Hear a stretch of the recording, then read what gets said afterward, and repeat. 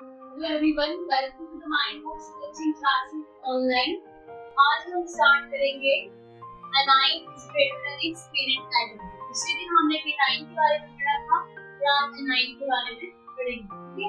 और anion करेंगे जैसे हमने ionization healthy, completely, electronegativity, electron gain in healthy, ठीक है? आज हम स्टार्ट करेंगे anion is greater than its parent atom. ये क्वेश्चन अराइज होता है क्यों? जैसे केटाइन में था कि वो अपने पेरेंट एटम ज्यादा बड़ा था, तो ये यहाँ पे बोल रहे हैं कि वो एनाइन जो है वो अपने पेरेंट एटम से बड़ा है, क्योंकि एनाइन के कैसा चार्ज है? Negative charge. तो नेगेटिव मतलब होता है गेन ऑफ इलेक्ट्रॉन। जब हम एक या से ज्यादा इलेक्ट्रॉन देंगे उसको न्यूट्रल एटम में, तो उसका जो नंबर ऑफ इलेक्ट्रॉन है वो इंक्रीज होंगे, बट जब मैग्नीट्यूड होगा वो रिमेन सेम होगा। ये इसका रीजन है, ठीक है? जैसे मैंने बोला chlorine negative is greater than chlorine, तो ये इसका पेरेंट एटम है, ठीक है? तो इससे नेगेटिव चार्ज के लिए और इलेक्ट्रॉन गेन करना है, तो इसका जो इलेक्ट्रॉन बढ़ रहे हैं पर जो न्यूक्लियर चार्ज है वो रिमेन सेम रह रहा है, ठीक है? अब एक और कंडीशन आती है यहाँ पे आइसोइलेक्ट्रॉनिक स्पीशीज। आइसो मतलब होता है सेम, इलेक्ट्रॉनिक मतलब इलेक्ट्रॉन स्पीशीज। ये क्या बोल रहा है? Atoms or ions having the same number of electrons but different nuclear charge.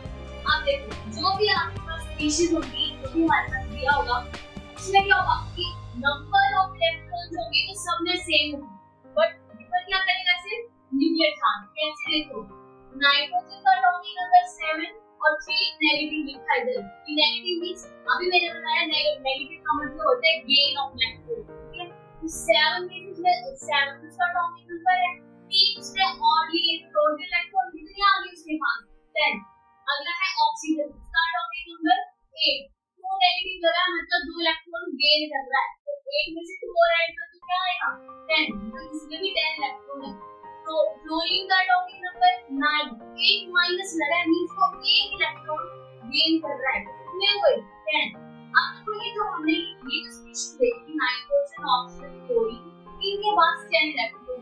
अब जिन पे पॉजिटिव चार्ज लगे क्या उनके पास भी 10 इलेक्ट्रॉन है? ये देखना है। देखो सोडियम का एटॉमिक नंबर 11, जो पॉजिटिव चार्ज लगा है मींस वो लूज कर रहा है इलेक्ट्रॉन, तो 11 में से 1 गया, 1 कैसे क्योंकि 1 ही चार्ज हो गया, तो 10 आ गया, ठीक है? और Mg2 पॉजिटिव मैग्नीशियम का एटॉमिक नंबर 12, 2 पॉजिटिव ये भी 10 आएगा। Al3 पॉजिटिव 13 में 3 लगे, लूज कर देगा 3 इलेक्ट्रॉन, तो इसमें भी 10 आएगा, ठीक है? तो यस, ये सारी जो स्पीशीज है हमारे पास एटम की वो कैसे हैं? आइसोइलेक्ट्रॉनिक, क्योंकि सबके पास 10 इलेक्ट्रॉन्स हैं, इसलिए ये आइसोइलेक्ट्रॉनिक स्पीशीज बोलेंगे, ठीक है? नेक्स्ट है हमारे पास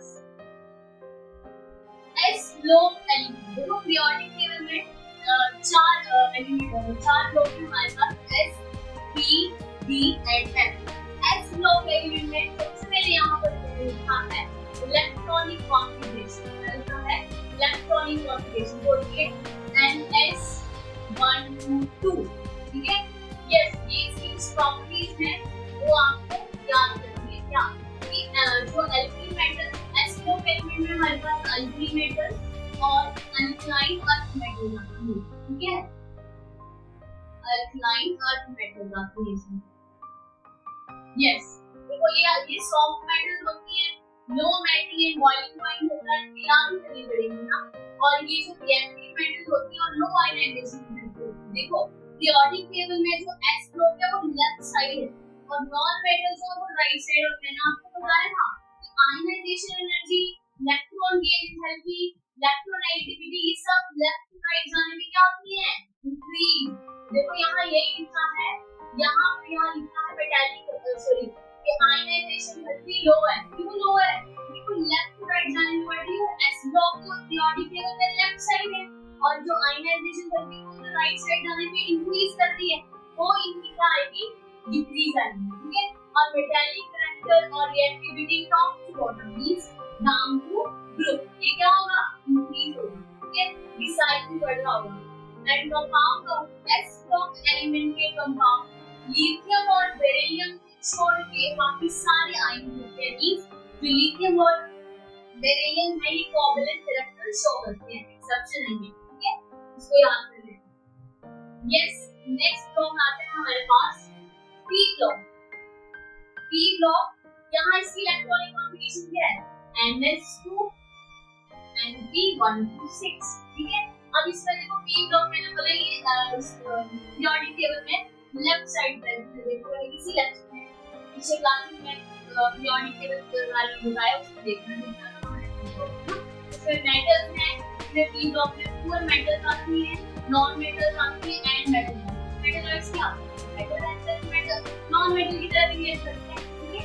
अब देखो एक चीज और, S block and P block element को हम रिप्रेजेंटेटिव एलिमेंट भी बोलते हैं, ठीक है, याद रखना है।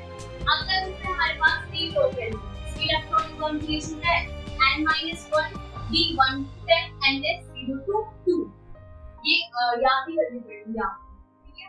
And these elements having valence electron both their outermost and penultimate. अब देखिए यहाँ penultimate की वर्ड आ रहा है, इससे होगा means कि जो देखिए यहाँ n-1 लिखा है ना, means एक शेल को छोड़ के जो दूसरे वाला है सेकंड आउटरमोस्ट ऑर्बिटल, उसको बोलेंगे पेनल्टी, ठीक है।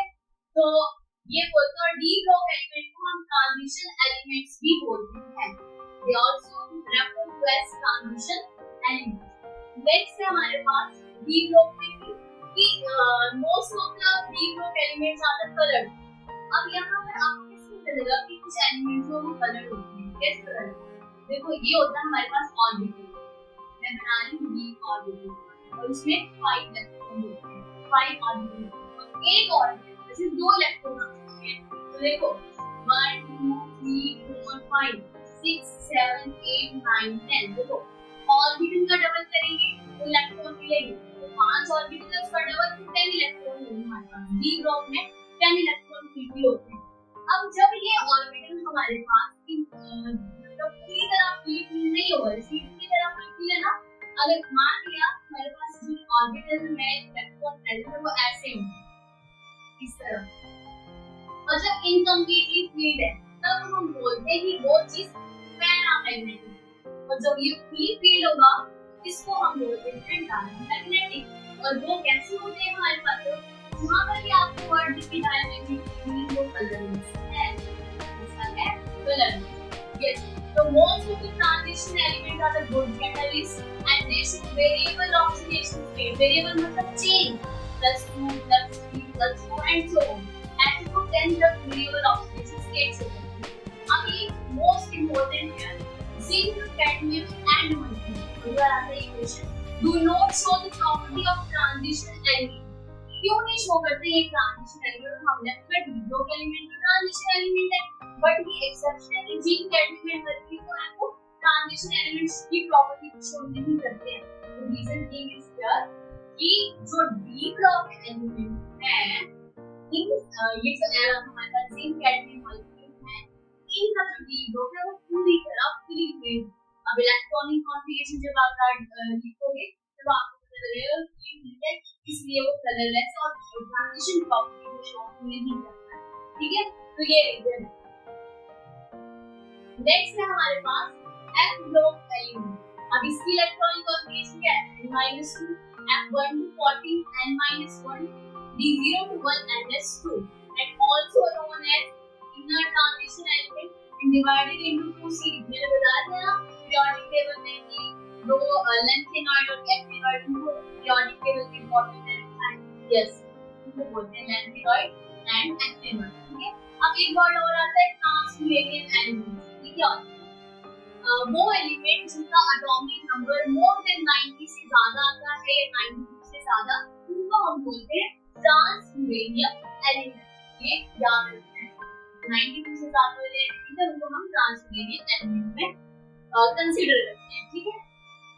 यस, तो आज हमने ये आइसोइलेक्ट्रॉनिक स्पीशीज के बारे में पढ़ा, S, E, D and F block electronic configuration, उनकी कुछ प्रॉपर्टीज पढ़ी, और आगे अब हम थोड़ा सा बचा है बस जो कंप्लीट करेंगे फिर लास्ट का जो थर्ड चैप्टर है that is structure of atom, वो वाला। तो थैंक यू, अगर आपको मेरा ये लेक्चर अच्छा लगा तो आप लाइक शेयर करें।